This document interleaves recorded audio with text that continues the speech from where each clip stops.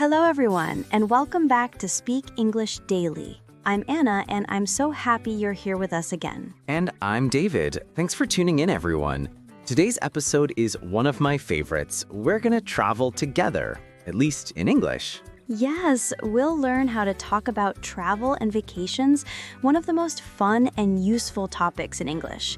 You'll learn natural expressions, questions, and responses you can use when talking about your trips, holidays, or even when planning a vacation. That's right. So whether you're dreaming about your next trip or just want to sound fluent when you talk about travel, this episode is for you. Part 1. Starting a travel conversation. Okay, David, let's start with something simple. How do you usually start a conversation about travel in English? Good question. A very natural way is to ask, have you traveled anywhere recently? Or, do you like to travel? Yes, and when someone asks you, you can answer like this. Yes, I went to Thailand last summer.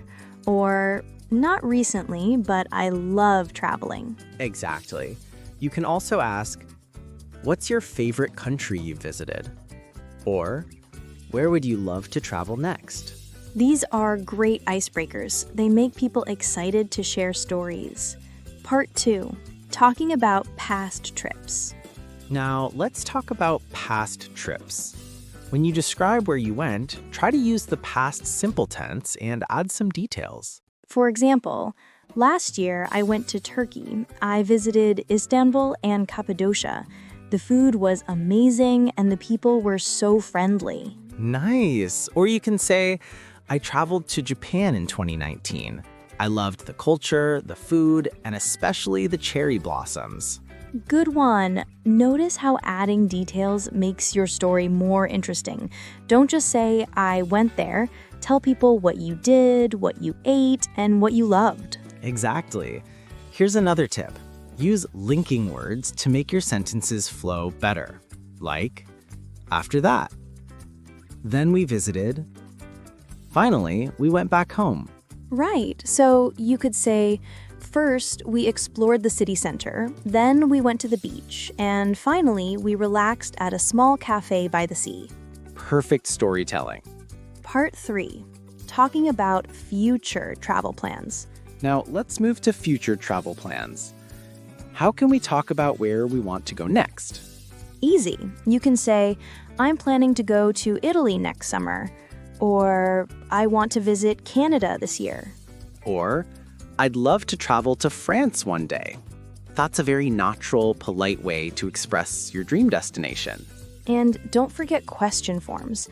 Where are you planning to go for your next vacation? Have you booked your tickets yet? Good. These are sentences you'll often hear in everyday English. Part 4. At the airport and hotel. Okay, Anna, let's talk about some useful phrases for airports and hotels, because if you're traveling, you'll definitely need these. Absolutely. At the airport, you might hear, "Can I see your passport, please?" "Where are you flying today?" "Your flight is boarding at gate 12. And you might say, what time does the flight leave? Can I get a window seat, please? Is there Wi-Fi on this flight? Perfect. And once you arrive at your hotel, here are some phrases you'll need. I have a reservation under the name Anna. Can I check in, please? Is breakfast included? Can you recommend any nearby restaurants? Nice. These are practical phrases that make your trip smoother, and they help you sound polite and confident. Part 5. Expressing travel experiences.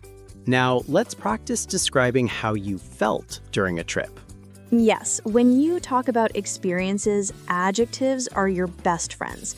Try using words like amazing, unforgettable, peaceful, exciting, relaxing. For example, the mountains were so peaceful.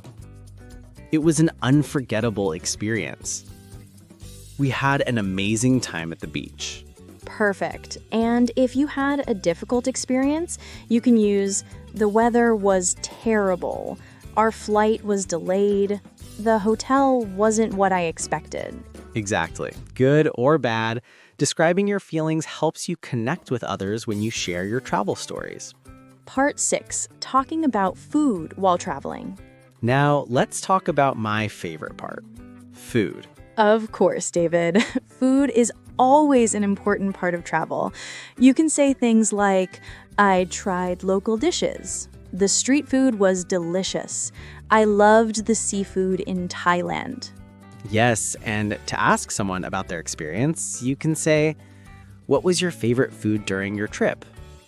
Did you try anything new? These questions make great conversation starters, especially if you both love food. Part 8, sharing travel memories. Let's not forget about sharing travel memories. You can use phrases like, I took a lot of photos. I met amazing people.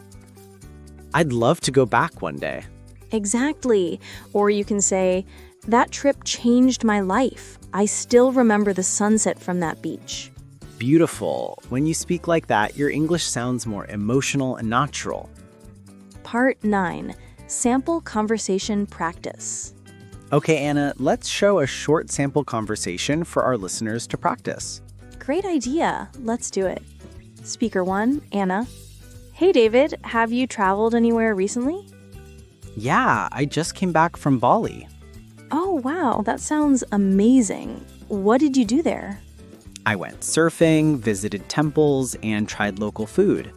The beaches were beautiful. That sounds like a dream vacation. I'd love to visit Bali one day. You should. It's the perfect mix of adventure and relaxation. Nice. And listeners, try repeating this dialogue out loud. It's great for pronunciation and rhythm practice. Part 9, Travel Vocabulary Review. Before we wrap up, let's quickly review some key travel vocabulary. Yes, here are some useful words and phrases. Itinerary means your travel plan or schedule. Passport, your travel ID document. Luggage or baggage, your suitcases and bags. Souvenir, something you buy to remember your trip. Tourist attraction, a popular place to visit. And some travel verbs.